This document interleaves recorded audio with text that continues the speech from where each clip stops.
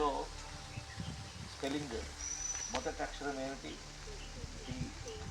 బ్యూటీషియన్లో మధ్యలో అక్షరం ఏమిటి? టీ. ఆ టీకి ఈ టీకి అర్థం ఏంటో తెలుసా? టైం. టైం ప్రకారం మన జీవితాన్ని మనం సాగించగలిగితే మన టైం కలిసి వస్తుంది.